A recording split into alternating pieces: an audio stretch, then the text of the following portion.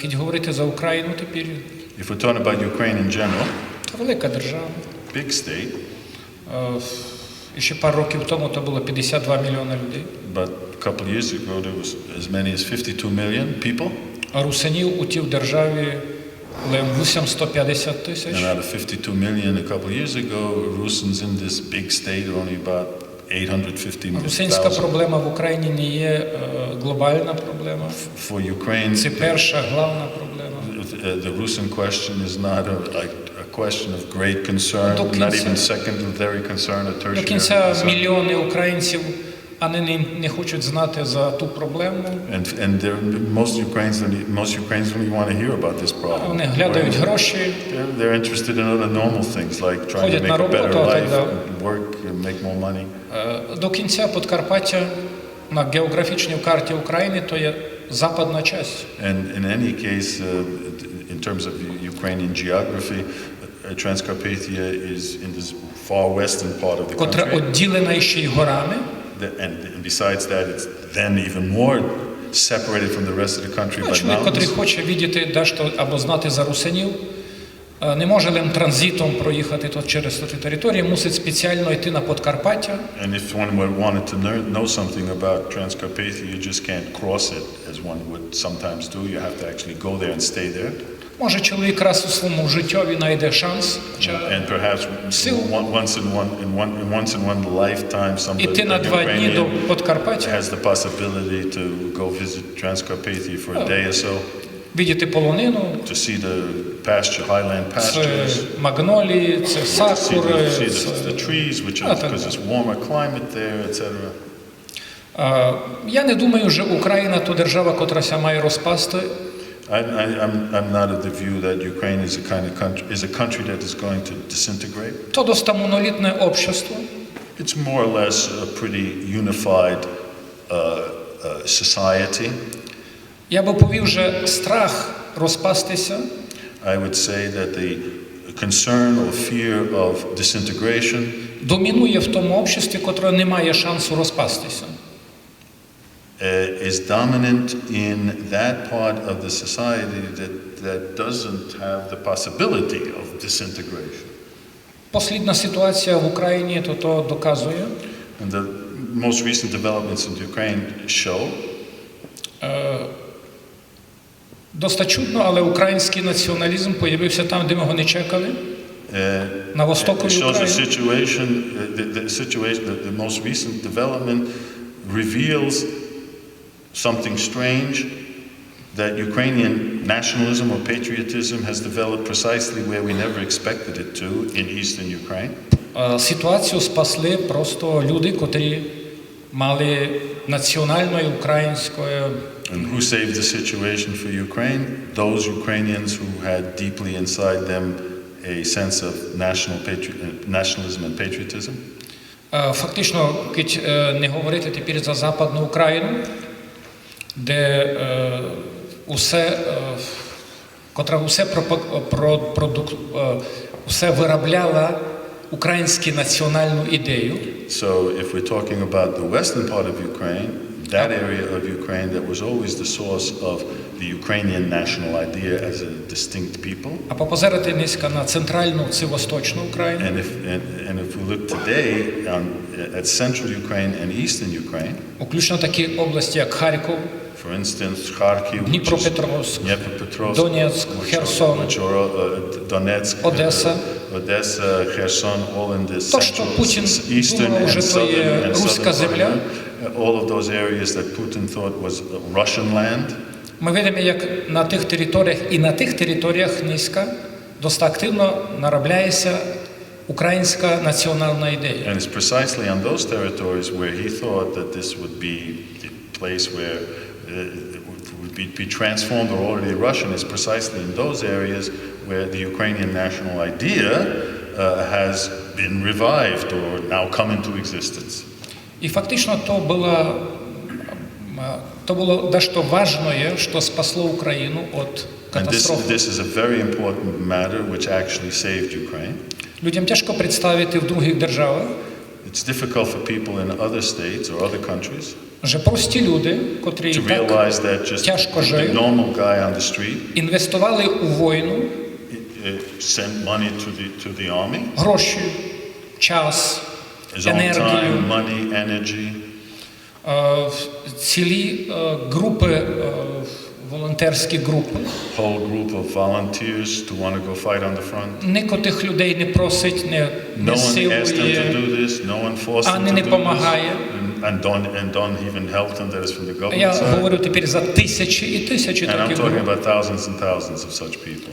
Організували про військо в уніформу, Organize various джипи, to create uniforms for the army, jeeps. і досить много молодих людей мали інтерес, амбіцію.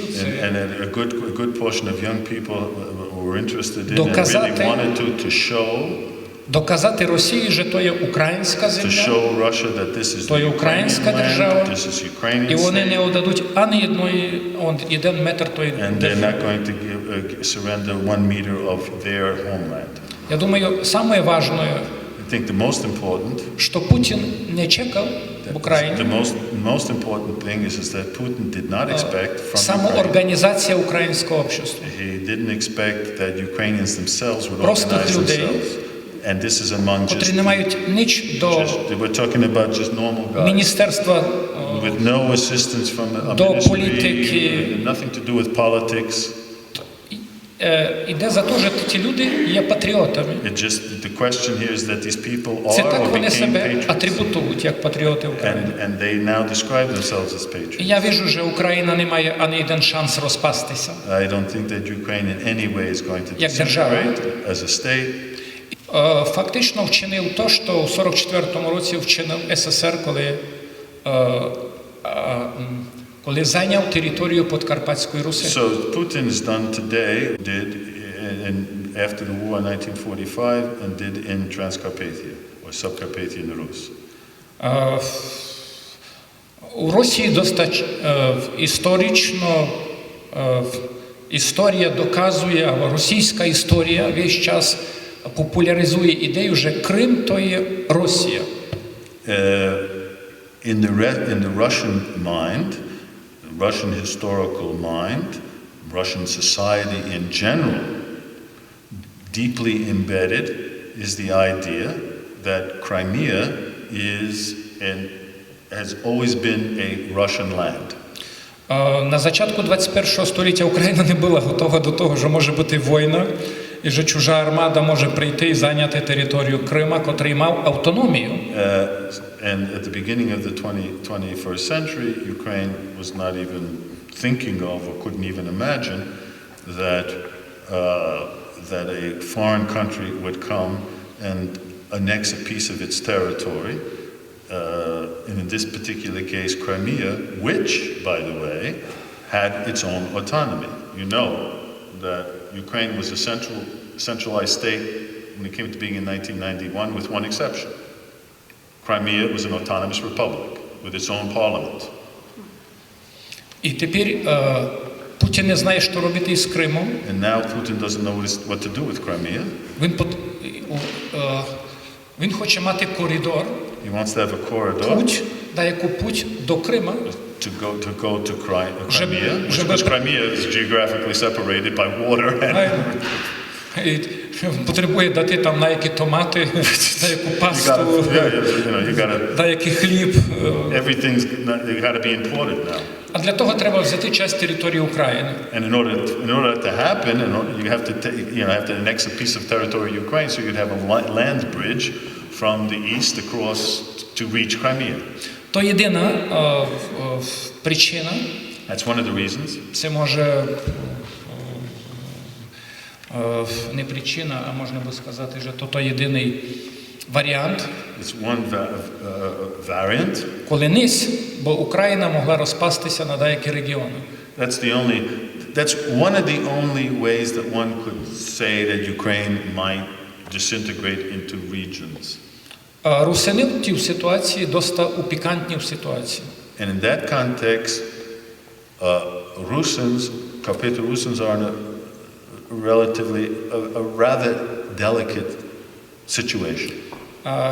І з одного боку, On the one hand, за традицією, Україна або Київ позирає на русинів або на Подкарпаття як на сепаратистський регіон. so on the one hand, Ukraine looks at, from the historical point of view, or for the longest time, as we've been speaking about,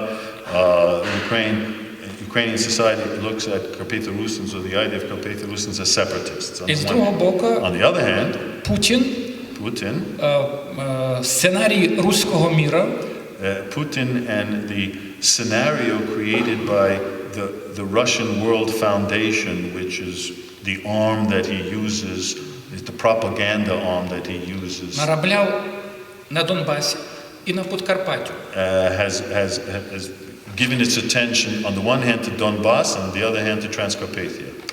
Donbass is the eastern region.